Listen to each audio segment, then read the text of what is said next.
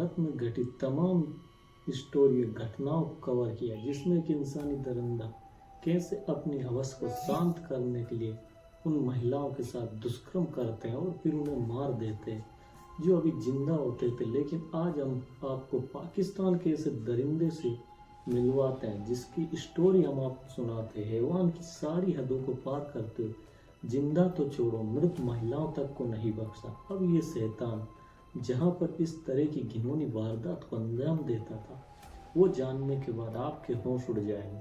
नमस्कार दोस्तों, आपका हमारे चैनल पर स्वागत है द डार्क पर। और दोस्तों, अभी तक आपने अगर चैनल को सब्सक्राइब नहीं किया हो तो चैनल को सब्सक्राइब एवं वीडियो को लाइक जरूर कर लें। तो दोस्तों, चलते हैं इस घटना की ओर। उस जगह का नाम है कब्रिस्तान। जी हाँ, वही कब्रिस्तान जहाँ मुस्लिम व ईसाई मजहब के लोग अपने किसी मृत परिजन को दफनाते हैं। अब ऐसी जगह पर कोई कैसे इस तरह की घिनौनी वारदात को अंजाम देता रहा, ये तो आपको वीडियो में आगे पता चल जाएगा। ये एक ऐसी जगह थी जहाँ पर इसका विरोध करने वाला कोई भी नहीं था, जिसके चलते ये हैवान वहाँ महिलाओं के साथ संबंध बनाता है। तो चलिए बिना देरी के वीडियो को शुरू करते हैं और जानते हैं कैसे ये दरिंदा इस तरह की वारदात को अंजाम देता रहा और फिर कैसे ये पकड़ा गया। आज से करीब 14 साल पहले यानी कि 2011 में पाकिस्तान के कराची में एक ऐसा दरिंदगी भरा मामला देखने को मिला जिसमें इंसानियत को झकझोर देने का काम किया था। पाकिस्तान के सरगोदा में मोहम्मद रियाज नाम का रहने वाला लड़का कराची के कब्रिस्तान में लगभग 15 सालों से पौधों को पानी देता था और कब्र खोदने का काम करता रहता था। इसी दौरान वहां उससे कुछ ऐसा हो जाता है कि उसने लगभग 15-50 मुर्दा लाशों के साथ दुष्कर्म किया। एक बार जब रियाज कब्र में घुसकर औरतों की लाश के साथ जब गलत काम कर रहा था, तभी उसकी नज़र औरत के चेहरे पर गई। उसने देखा औरत की आंखें और दोनों चमक रहे थे। चेहरे और दांतों की चमक इतनी ज़्यादा थी जिसे देखकर वे दरिंदा रियाज अहमद बिल्कुल डर गया, घबरा गया और वहां से बदहास होकर भागने लगा। वे अल्लाह से अपने गुनाह की तौबा करने लगा। वे चिल्लाते हुए भागता जा रहा था और कई बार जमीन पर गिरता रहा। ये सब वहां मौजूद काम करने वाले कुछ कर्मचारियों ने देख लिया। तभी उन लोगों ने उसे पकड़ा और वे लोग सवाल करने लगे, आखिर तुम्हारे साथ ऐसा क्या हुआ? तुम ऐसे क्यों डरे हुए हो और ऐसे क्यों भाग रहे हो? तो रियाज का शरीर पूरी तरह से सीने से पसीने से भीग चुका था। कुछ देर शांत होने के बाद रियाज डर के मारे लोगों को सब कुछ बताना शुरू कर देता। सच्चाई जानने के बाद लोगों का गुस्सा रियाज पर फूट पड़ता है। रियाज को मारने पीटने लगते हैं और उसे पुलिस के हवाले कर देते हैं। इधर अगले दिन जब इस घटना की जानकारी पूरे पाकिस्तान में आग की तरह फैल जाती, उधर पुलिस भी हिरासत में बैठा रियाज पूछताछ के दौरान कई चौंकाने वाले खुलासे करना शुरू कर देता है, जिसे सुनकर इंसान रूह तक कांप गई। रियाज ने बताया जब अपने गांव से कराची में काम के लिए आया था तो उसकी मुलाकात वजीरा से हुई। वजीरा कब्रिस्तान में पेड़ पौधों का पानी देने और कब्र खोदने का काम किया करता था।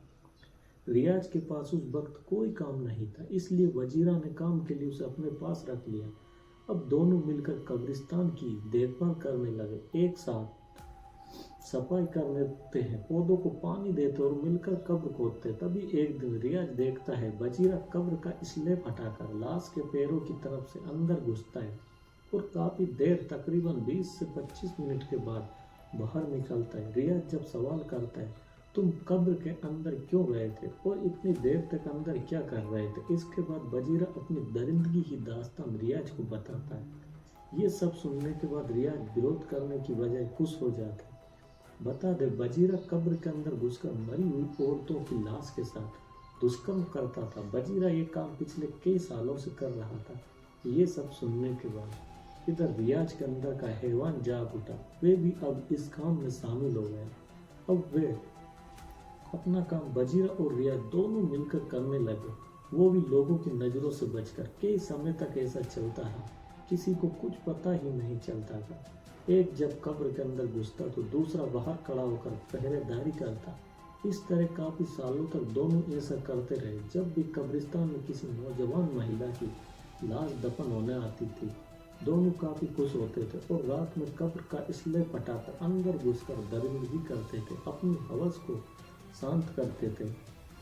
कुछ सालों बाद गंभीर बीमारी की वजह से बजीरा की दर्दनाक मौत हो जाती। अब बचा मोहम्मद रियाज। मोहम्मद रियाज अब अकेले कब्र की रखवाली करने लगा और अकेले ही हैवानियत की हदों को पार करने लगा।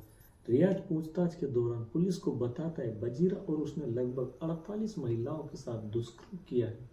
पुलिस कस्टडी में रियाज गुनाहों को कबूल करते हुए कहता है बजीरा के इंतकाल के बाद भी उसने कई महिलाओं, कई लड़कियों की लाशों के साथ हवस मिटाया है। पुलिस को लगा मोहम्मद रियाज मानसिक तौर पर बीमार है, तभी वे ऐसा करता है, लेकिन जब डॉक्टरों ने चेकअप किया तो रियाज मेंटली फिट था।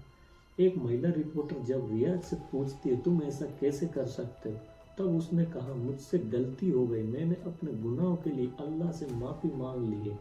महिला रिपोर्टर आगे कहती है तुम पागल हो क्या, होशो हवास में तुम इस तरह के दुष्कर्म को अंजाम देते रहे हो और कहते हो अल्लाह से माफ़ी मांगी, क्या इसके लिए अल्लाह तुम्हें माफ़ करेंगे? तब रियाज बताता है मैं अपने दोस्त बजीरा के बहकावे में आ गया था, मुझे कुछ समझ नहीं आ रहा था कि मैं क्या काम कर रहा हूँ, अब मुझे अपनी गलती का एहसास हो गया है। रिपोर्टर पूछती कि तुम किस तरह से इस वारदात को अंजाम देते थे, बताओ। रियाज बताता है जब किसी औरत या लड़की की लाश कब्रिस्तान में दफन होने के लिए आती है तो उसके कब्र पर एक अलग तरह का कपड़ा पड़ जाता है, तो इस तरह से वो मुर्दों के साथ इस तरह का कांड करने के मामले में मोहम्मद रियाज को सजा मिली या नहीं मिली, इसके बारे में सोशल मीडिया साइट या कहीं पर जानकारी उपलब्ध नहीं है।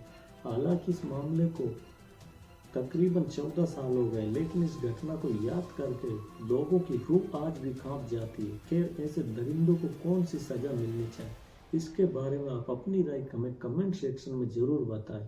और अगर आपने अभी तक हमारे चैनल को सब्सक्राइब नहीं किया तो प्लीज़ दोस्तों चैनल को सब्सक्राइब और वीडियो को लाइक करना बिल्कुल। उसे पता चलता था अंदर महिला की लाश है, अब मृतक के परिजन उसे दफन करके वापस घर लौट जाते थे। उसके बाद हम दोनों दरिंदगी मिलकर उस महिला की लाश के साथ दुष्कर्म करते हैं। इसके लिए सबसे पहले पैरों की साइड कब्र खोदकर लाश को बाहर निकालते हैं और उसके शरीर के साथ अपनी हवस को शांत करते, उसके बाद दोबारा उस लाश को अंदर डाल देते। हालांकि गिरफ्तारी के बाद रियाज को काफी पछतावा हो रहा था और बार बार वह पुलिस के सामने अपनी दरिंदगी के लिए माफी मांग रहा था।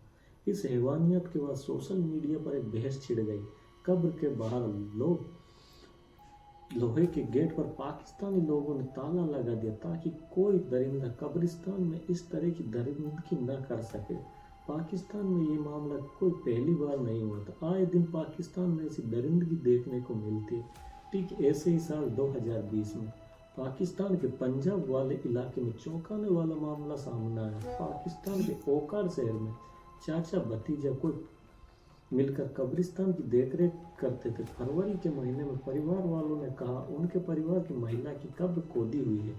शक के बाद खोजबीन शुरू हो गई। ऐसे में वहां रहने वाले लोगों ने 28 फरवरी को भतीजा अशरफ को रंगे हाथ पकड़ लिया। पूछताछ में पता चला अशरफ ने कब्र के अंदर घुसकर कई महिलाओं के साथ दरिंदगी की है। इस घटना से पूरा पाकिस्तान हिल गया और जोरों से इंसाफ की मांग होने लगी। पाकिस्तानी लोगों में आक्रोश का माहौल बन गया, कोई मुर्दे के साथ ऐसा कैसे कर सकता है। हर तरफ बातें होने लगी।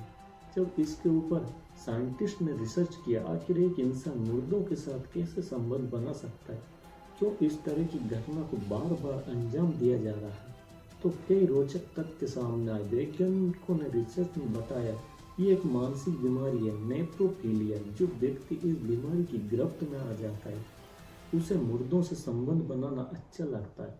इस बीमारी में शख्स को मरे हुए लाशों से प्रेम हो जाता है। ये एक बहुत ही खतरनाक टाइप की बीमारी है।